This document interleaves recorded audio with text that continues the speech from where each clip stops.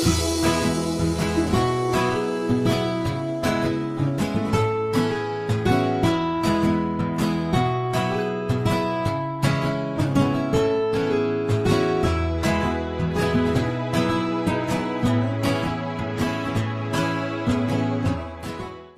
আলাইকুম, সবাইকে স্বাগতম। Bangladesh nursing and midwifery council কর্তৃক আমাদের এই মুক্ত পাঠের এই শিক্ষাদান পর্বের আজকে আমি তোমাদের পড়াবো diploma in nursing science and midwifery কোর্সের তৃতীয় বর্ষের সেমিস্টার 1-এর টপিক ভালভুলার হার্ট ডিজিজ। সাথে আছি আমি Mohammad Salauddin Matbar, nursing instructor in charge, nursing institute Brahmanbaria. চলো আজ আমরা এনজয় করি আজকের টপিক ভালভুলার হার্ট ডিজিজ। আমরা আজকে পড়ছি ভালভুলার হার্ট ডিজিজ, এটা diploma in nursing science and midwifery তৃতীয় বর্ষের সেমিস্টার 1-এর একটা টপিক নিয়ে। আর আজকের এই লেকচার প্রেজেন্টেশনে আছি আমি Mohammad Salauddin Matbar, nursing instructor in charge, nursing institute Brahmanbaria. তো আজকের আমাদের এই অনলাইন ক্লাস করার পর আমরা কি শিখব? আমরা এই অনলাইন ক্লাস করার পরে আমরা শিখতে পারবো define the valvular heart disease, describe the some terms related valvular heart disease, explain the aetiology of valvular heart disease, describe the clinical features of mitral stenosis and mitral regurgitations, and সর্বশেষ আমরা আরও জানতে পারবো যে nursing management of valvular heart disease.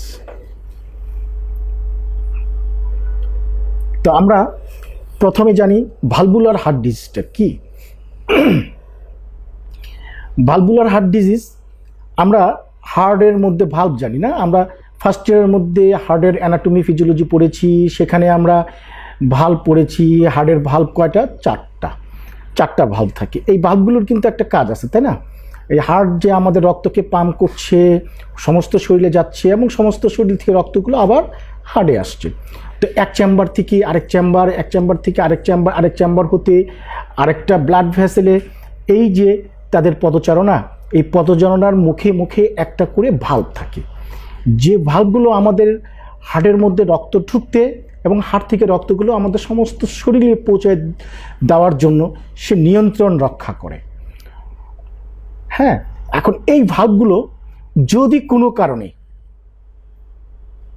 ক্ষতিগ্রস্ত হয় অথবা সঠিকভাবে কাজ না করে, কারণ এই ভালভগুলির মধ্যে তোমরা অবশ্যই ফিজিওলজির মধ্যে দেখেছো, অ্যানাটমির মধ্যে দেখেছো যে হার্টের কিছু কিছু ভালভ রক্ত এক চেম্বার থেকে আরেক চেম্বারে যাওয়ার সময় সে ওপেন হচ্ছে, আবার যখন এক চেম্বার কন্ট্রাকশন করছে অন্য চেম্বারের বাল্বটা ক্লোজ হয়ে যাচ্ছে। দুটা কথা আমি বললাম, একটা ওপেন হয়ে যাচ্ছে আরেকটা ক্লোজ হয়ে যাচ্ছে। যদি কোনো কারণে এই হার্টের ভালভের মধ্যে কোনো সমস্যা দেখা দেয়, তাহলে সে ওই যে ওপেন হওয়ার কথা সে সঠিকভাবে ওপেন হতে পারবে না, অথবা অন্য যে ভালভ ক্লোজ হওয়ার কথা সেই ভালভগুলো সঠিকভাবে ক্লোজ হতে পারবে না। এই সমস্যার কারণে ভালভের যে এই সমস্যাটা হচ্ছে, এই সমস্যাটাকে আমরা বলি ভালভুলার হার্ট ডিজিজ। আমি কি বুঝাতে পারতেছি সবাইকে? আচ্ছা, তাহলে আমাদের স্লাইডে কি বলছে একটু দেখি আমরা। আমাদের স্লাইডে যে valvular heart disease is characterised by damage or defect in one of the four হার্টের ভালভ, হার্ট ভালভস। আমরা বললাম এই চারটা ভালভের মধ্যে যে কোনো একটা ভালভ অথবা দু তিনটা ভালভ, একের অধিক ভালভও হতে পারে। যেমন কি ভালভ আছে? মাইট্রাল ভালভ আছে, অ্যাওর্টিক ভালভ আছে, ট্রাইকাসপিড ভালভ আছে, পালমোনারি ভালভ আছে, তাই না? Mitral valve, tricuspid valve control the flow of blood between the atria and ventricle, upper and lower chamber of the heart. এই জিনিসটা আমাদেরকে খেয়াল করতে হবে, ঠিক আছে? এই ভালভগুলির সমস্যা হলেই তখন সেটাকে আমরা বলবো ভালভুলার হার্ট ডিজিজ। ডেফিনেশনে আমার কি বলছে? ডেফিনেশনে বলছে valvular heart disease is a condition in which the valves are not able to open or close fully। দেখো, আমি কিন্তু প্রথমে এক কথাটা বলছিলাম যে আমাদের হার্টের মধ্যে যে ভালভ আছে, কিছু ভালভ ওপেন হয় এক চেম্বার থেকে রক্ত আরেক চেম্বার যাওয়ার জন্য, আবার হার্ট যখন ওই চেম্বার কন্ট্রাকশন করে তখন অন্য ভালভ বন্ধ হয়ে যায়, যাতে সেটা আবার এই উল্টা রক্তটা আবার ওইখানে চলে না যায়, ঠিক আছে, রিয়াজিটেশন না হয়, ঠিক আছে। হ্যাঁ, এই যে অবস্থা তাকেই বলা হয় valvular heart disease, valvular heart disease. তো আমি ভালভুলার হার্ট ডিজিজ বলতে আমি বলছি কি, যদি সঠিকভাবে ওপেন না হয়, আরেকটা কি বললাম, সঠিকভাবে ক্লোজ না হয়। তো এই অবস্থাটাকে দেখো, একটু খেয়াল করে দেখো, when the heart valve do not open completely, a condition is called stenosis. যে ভালভটা আমার সঠিক ওপেন হওয়ার কথা, সেই ভালভটা যদি সঠিকভাবে ওপেন হতে না পারলো, এই কন্ডিশনটাকে বলবো আমরা স্টেনোসিস। আমি আবারও বলছি, যে ভালভটা হার্টের সঠিকভাবে ওপেন হওয়ার কথা কিন্তু সে সঠিকভাবে সম্পূর্ণ ওপেন হতে পারলো না, তখন সেটাকে বলবো আমরা স্টেনোসিস। আবার যে ভালভটা, হার্টের যে ভালভগুলো ক্লোজ হওয়ার কথা, সেটা সঠিকভাবে ক্লোজ হতে পারলো না, সঠিকভাবে ক্লোজ হতে পারলো না। এই ক্লোজ হতে না পাওয়ার জন্য তখন কি হবে, এক চেম্বার থেকে রক্তটা আরেক চেম্বারে চলে যেতে পারে। যেমন রাইট অ্যাট্রিয়াম অ্যান্ড ভেন্ট্রিকেলের মাঝামাঝি আমাদের আমরা বলছিলাম কি একটা ট্রাইকাসপিড ভালভ থাকে, তাই না, ভালভ থাকে। এই ভালভটা দুইটা চেম্বারের মধ্যে আমাদের রক্ত এই চেম্বার থেকে ওই চেম্বার থেকে সে এটাকে নিয়ন্ত্রণ করছে। এখন নিচের রাইট সাইডের নিচের রাইট ভেন্ট্রিকেল যখন কন্ট্রাক্ট করে রক্তটাকে পালমোনারিতে পৌঁছায় দেওয়ার কথা, সেই সময়ে যদি এই ট্রাইকাসপিড ভালভটা যদি সঠিকভাবে ক্লোজ না হয়, তখন কি হবে, রক্তটা আবার উল্টা দিকে চলে যাবে। যেটা আমি বলতে চাচ্ছিলাম, এই যে আমাদের রাইট সাইডের যে চেম্বারটা আছে, চেম্বারটার নাম হচ্ছে কি রাইট ভেন্ট্রিকেল। রাইট ভেন্ট্রিকেলের উপরে আসছে রাইট অ্যাট্রিয়াম। তো রাইট অ্যাট্রিয়াম এবং রাইট ভেন্ট্রিকেল একটু খেয়াল করে দেখো, আমাদের right atrium and right ventricle দুইটা চেম্বার, তাই না। এই দুইটা চেম্বারের মাঝামাঝিতে কিন্তু একটা কি আছে, একটা ভালভ আছে, যে ভালভটাকে আমরা বলি কি ট্রাইকাসপিড ভালভ। এখন এই চেম্বারটা যখন আমাকে কন্ট্যাক্ট করলে এই রক্তটা কোথায় যাচ্ছে, দুই লাঙে চলে যাচ্ছে, দুই দিকে লাঙে চলে যাওয়ার কথা। কিন্তু যখন এটা কন্ট্যাক্ট করে এই যে ট্রাইকাসপিড ভালভটা, তখন তো ক্লোজ হওয়ার কথা। যদি সে ক্লোজ হতে ঠিকমতো না পারলো, তখন কি সমস্যা হবে, রক্তটা এই লাঙে না গিয়ে রক্তটা আবার রিভার্স করবে, উপরের দিকে চলে আসবে। যে রক্তটা কিন্তু আসছিল এখানে, কথাটা বুঝতে পারছো? তাহলে এই ভালভটা কিন্তু সঠিকভাবে সে কি হতে পারছে না, ক্লোজ হতে পারছে না। যদি ক্লোজ হতে না পারে, তাহলে সেটাকে বলবো রিজার্জিটেশন। এখন কোন ভালভটা ক্লোজ হতে পারছে না, ট্রাইকাসপিড ভালভ, তাহলে কি হবে, এটা ট্রাইকাসপিড রিজার্জিটেশন। আবার এইখানে এই যে ভালভটা আছে, এই ভালভটার নাম হচ্ছে মাইট্রাল ভালভ। এখন মাইট্রাল ভালভটা যদি সঠিকভাবে ক্লোজ হতে না পারলো, সেটাকে আমরা বলবো কি মাইট্রাল রিজার্জিটেশন। আর এই ভালভটা সঠিকভাবে সে ওপেন হওয়ার কথা, সঠিকভাবে সে ওপেন হতে পারলো না। সঠিকভাবে ওপেন না হওয়ার কারণে আমরা কি বলি জানো, স্টেনোসিস, অর্থাৎ ট্রাইকাসপিড স্টেনোসিস। আবার এই মাইট্রাল ভালভ যদি সঠিকভাবে ওপেন হতে না পারে, তখন সেটাকে বলি মাইট্রাল স্টেনোসিস। আমি কিন্তু দুইটা টার্ম ব্যবহার করছিলাম ভালভের। একটা ভালভের কাজ আমি দুই রকমের বলছিলাম, যে ওপেন হওয়া এবং ক্লোজ হওয়া। ভালভ তার সঠিকভাবে এতটুকু ওপেন হওয়ার কথা, কিন্তু সে ওপেন হতে পারছে না, এতটুকু ওপেন হচ্ছে বা অর্ধেক হচ্ছে, তাই না, এটাকে বলা স্টেনোসিস। যে ভালভ ওপেন হতে পারছে না, সেই ভালভের নাম অনুযায়ী আমাদের স্টেনোসিস হবে। যখন এই যে মাইট্রাল ভালভ, সে সঠিকভাবে ওপেন হতে পারছে না, তাহলে মাইট্রাল স্টেনোসিস। আবার এই মাইট্রাল ভালভ যদি সঠিকভাবে ক্লোজ হতে পারছে না, তখন সেটাকে বলবো আমরা মাইট্রাল রিজার্জিটেশন। আবার এই যে অ্যাওর্টিক ভালভ, এই অ্যাওর্টিক ভালভ যদি সঠিকভাবে ওপেন হতে পারলো না তাহলে অ্যাওর্টিক স্টেনোসিস। আবার এই অ্যাওর্টিক ভালভ যদি সঠিকভাবে ক্লোজ হতে পারলো না, ক্লোজ হচ্ছে না, তখন বলবো আমরা অ্যাওর্টিক রিজার্জিটেশন। ক্লিয়ার? তাহলে আমি দুইটা টার্ম আমরা এখানে ব্যবহার করেছি, স্টেনোসিস অ্যান্ড রিজার্জিটেশনস। সঠিকভাবে ওপেন হতে না পারলে স্টেনোসিস, আর সঠিকভাবে ক্লোজ হতে যদি না পারে ভালভ তখন সেটাকে বলি আমরা রিজার্জিটেশন। এখন যে ভালভ ওপেন হতে পারলো না সঠিকভাবে, ওই ভালভের নাম অনুসারে বলতে হবে ওই ভালভ স্টেনোসিস। আবার যে ভালভ ক্লোজ হতে পারলো না সেই ভালভের নাম অনুযায়ী আমরা বলবো ওই ভালভ রিজার্জিটেশন।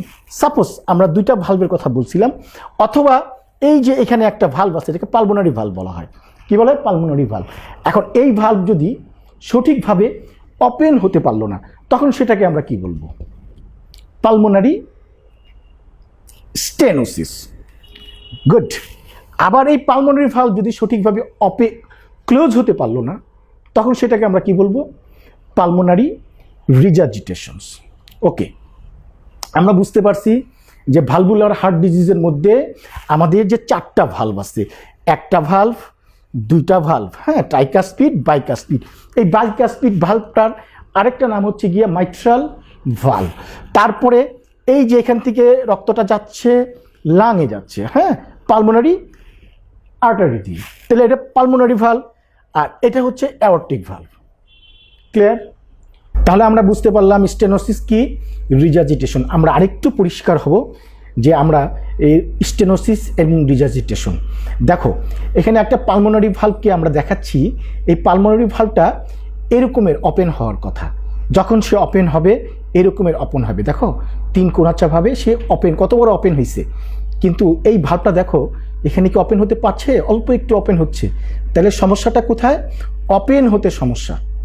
হ্যাঁ, difficult to open, does not open properly, এটাকে বলি আমরা স্টেনোসিস। এখন যে ভালভটা সঠিকভাবে ওপেন হচ্ছে না ওই ভালভের নাম, যে এটা পালমোনারি ভালভ, এটা পালমোনারি স্টেনোসিস। আবার সেম কথাটা আমি এদিকে দেখাই, এখানে অ্যাওর্টিক ভালভের কথা দেখাই আমি। অ্যাওর্টিক ভালভটা এখন একটু খেয়াল করে দেখো, নর্মালি যখন ক্লোজ হবে অ্যাওর্টিক ভালভটা এরকমের ক্লোজ হয়ে যাবে, তাই না? এরকমের ক্লোজ হয়ে যাবে।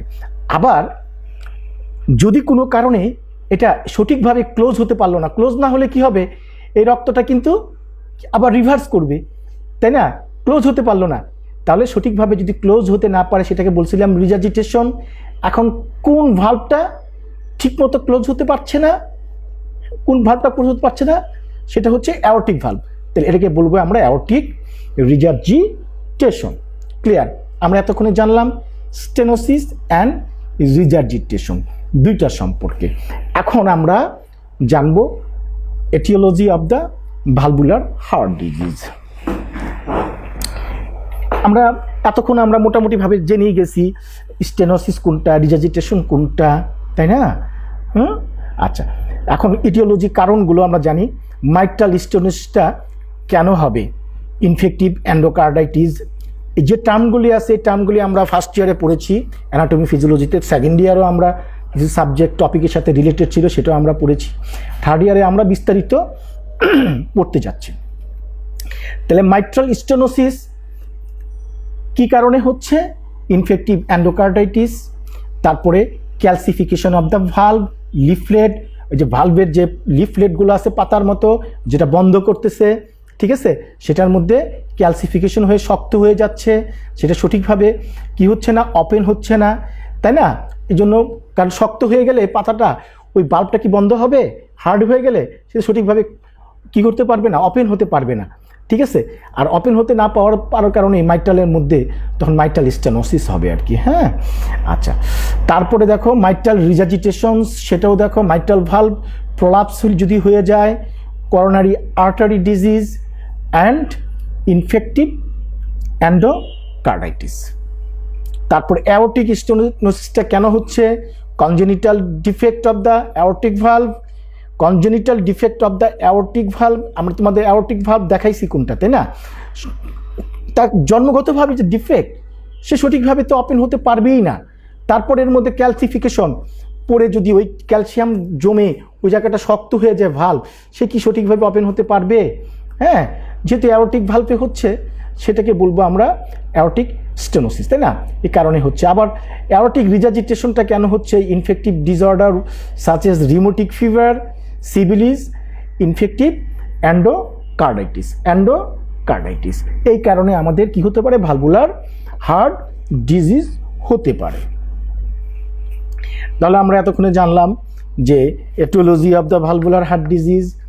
এখন আমরা একটু ক্লিনিক্যাল ফিচারটা পড়ি, যে মেনলি আমরা দেখছি যে দুটা ভালভের কথা আমরা কেন বারবার করে বলছি। হ্যাঁ, মাইট্রাল স্টেনোসিস, অ্যাওর্টিক স্টেনোসিস, কারণ হার্টের মধ্যে যে দুইটা ভালভ আছে, এই দুইটা ভালভের প্রতি কিন্তু প্রেশার একটু বেশি পড়ে। তা আমরা একটু দেখে নেই মাইট্রাল ভালভ আর হচ্ছে অ্যাওর্টিক ভালভ। কারণ এখানে দেখো চেম্বারের মধ্যে আমরা কিন্তু এই দুই রকমের চেম্বার আমরা জানি। একটা হচ্ছে রিসিভিং চেম্বার আর একটা হচ্ছে pumping chamber. Receiving chamber and the pumping chamber, কথাটা বুঝতে পারছো?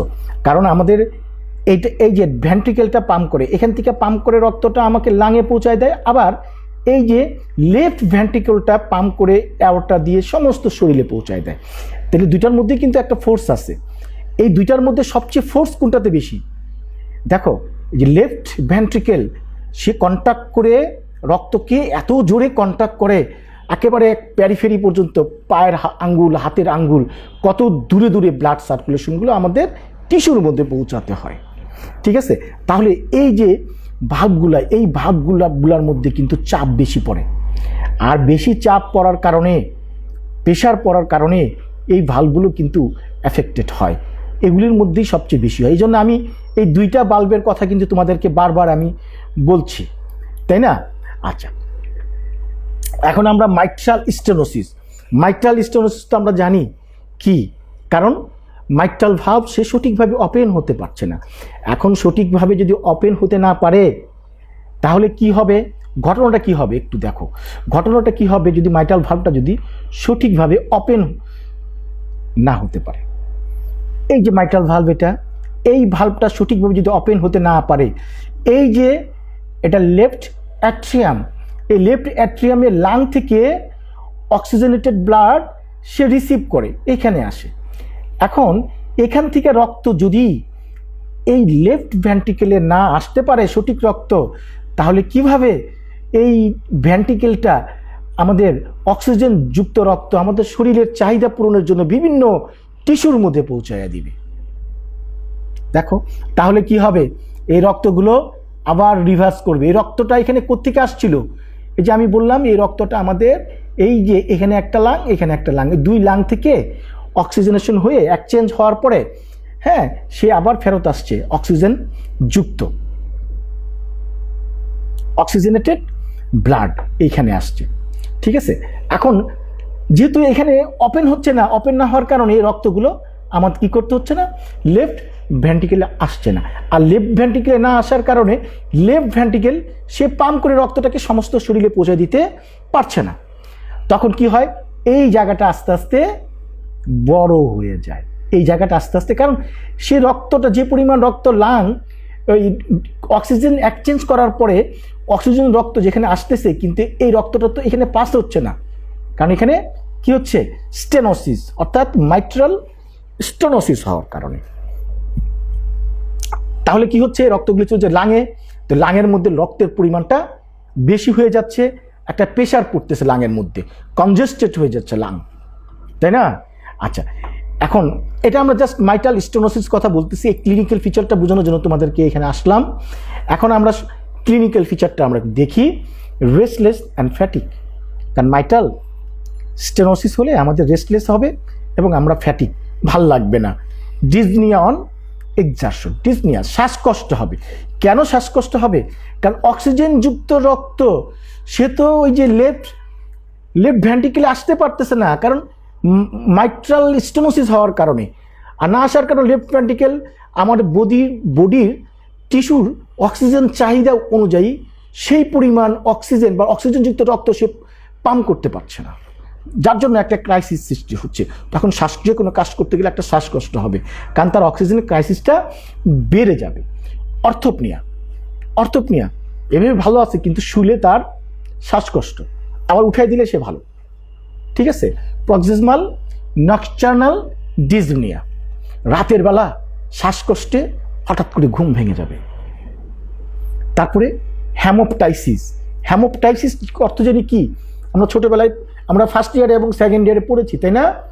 কফিং out of blood from the lung is known as haemoptysis. কেন?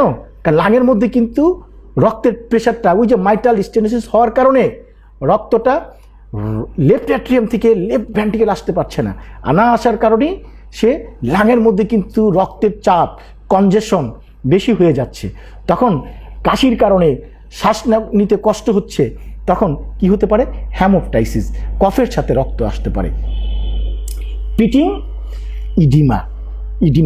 ইডিমা তো তোমরা জানোই, হাতে পায়ে পানি আসবে, চাপ দিলে কোথায় কোথায় আমার চেক করতে হয় সেটা আমাদের হেলথ অ্যাসেসমেন্টে আমাদেরকে পড়ানো হয়েছে, তাই না?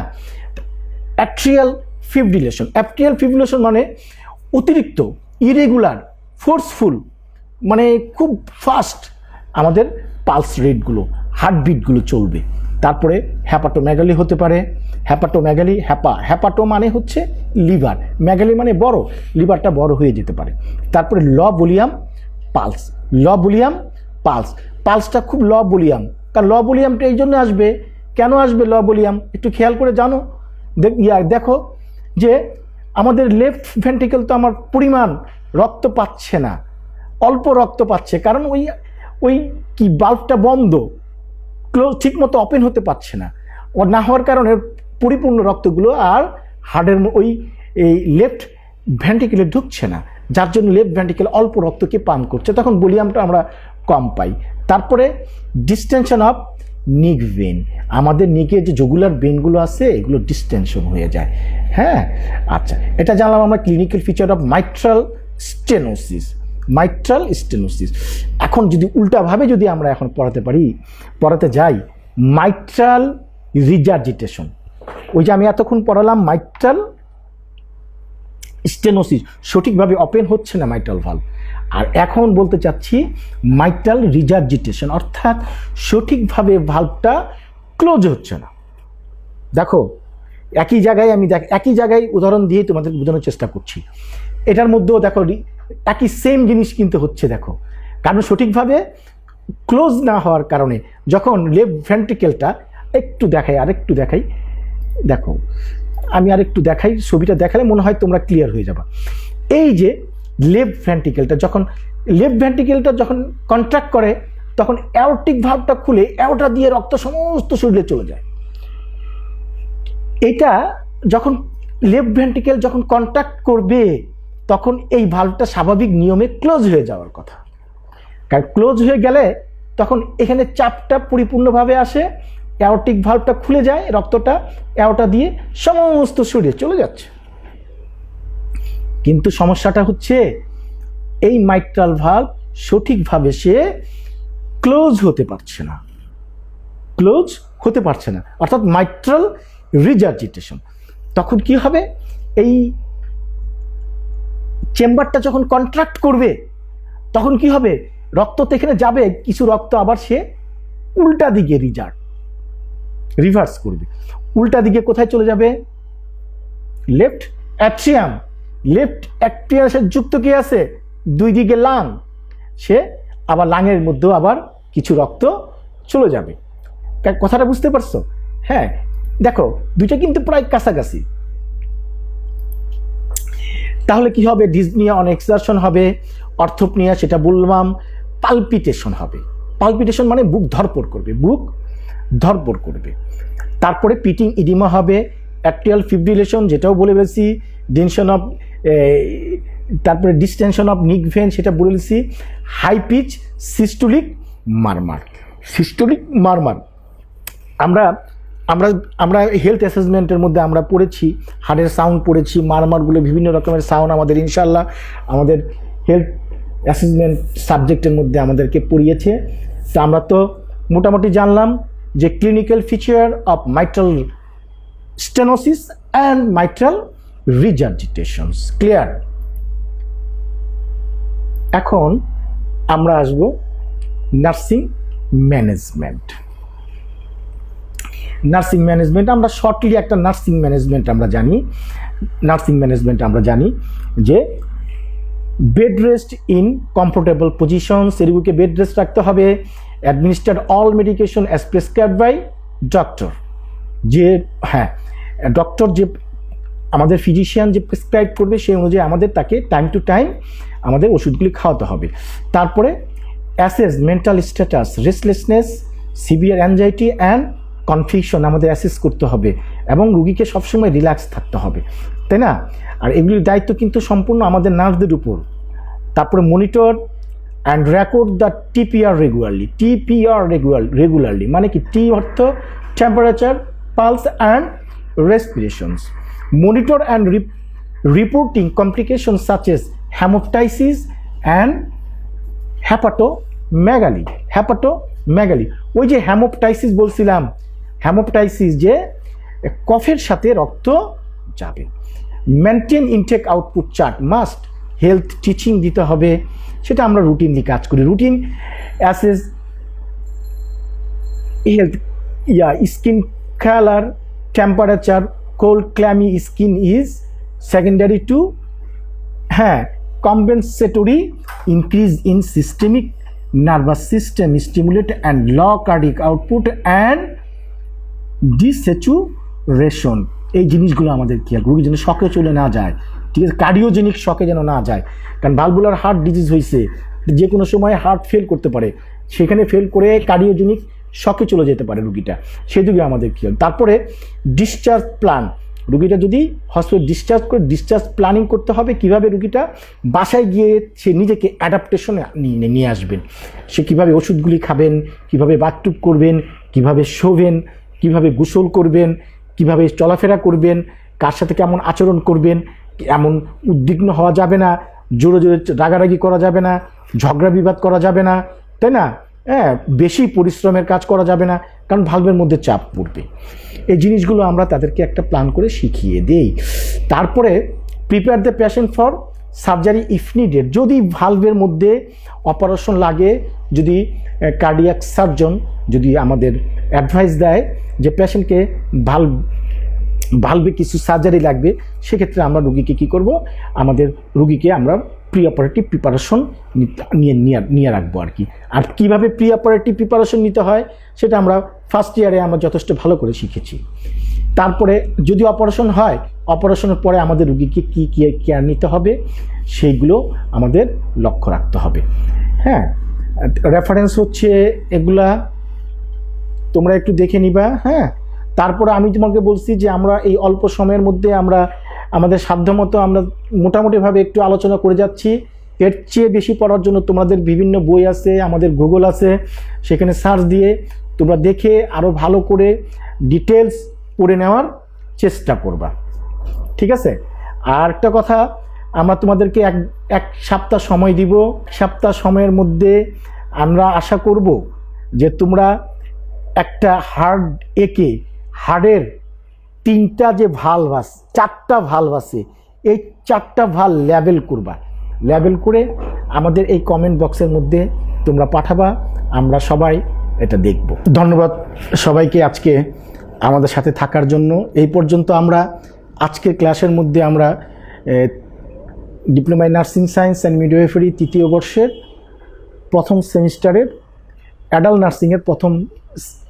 নার্সিং 3 সাবজেক্টের আমরা এই ফার্স্ট সেমিস্টারের টপিক ভালভুলার হার্ট ডিজিজ সম্পর্কে আমরা আলোচনা শুনেছি। আশা রাখি সবাই তোমরা বুঝতে পেরেছ এবং আমাদের সাধ্যমতে অল্প সময়ের মধ্যে আমরা চেষ্টা করছি তোমাদেরকে কিছুটা হোক জ্ঞান দেওয়ার জন্য। আজকে আমরা কি পড়লাম? আজকে আমরা পড়লাম যে ভালভুলার হার্ট ডিজিজগুলা কয়টা ভালভ আছে এবং এই ভালভুলার হার্ট ডিজিজটা টার্মিনোলজিগুলি পড়লাম, স্টেনোসিস পড়লাম, রিজার্জিটেশন পড়লাম, স্টেনোসিস পড়লাম যদি ভালভগুলো সঠিকভাবে ওপেন না হয়, এবং রিজার্জিটেশন পড়লাম যদি ভালভগুলো সঠিকভাবে ক্লোজ না হয়।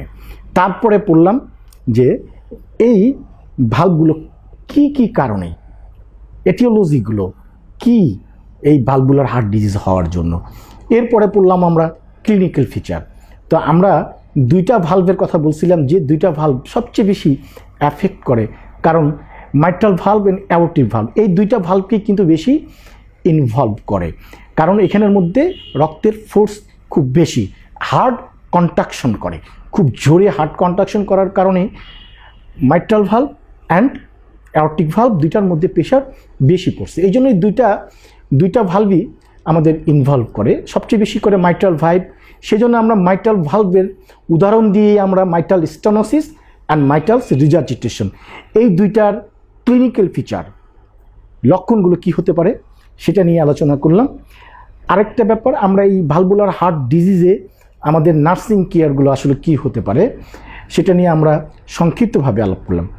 আশা রাখি তোমরা আমাদের এই লেকচারে অবশ্যই বেনিফিটেড হয়েছে বলে আমরা বিশ্বাস করি, এবং আমরা তোমাদেরকে যে রিটেন অ্যাসাইনমেন্টগুলো দিয়েছি এটা আমরা উইথিন 1 উইকের মধ্যে তোমরা দয়া করে সবাই আমাদের এই ওয়েবসাইটের মধ্যে কমেন্ট বক্সের মধ্যে তোমরা এই আপলোড করলে আমরা এই জিনিসগুলো আমরা রিভিউ করব। সবাইকে আমার পক্ষ থেকে দোয়া ভালোবাসা রইল। সবাই মন দিয়ে লেখাপড়া করো। আসসালামু আলাইকুম।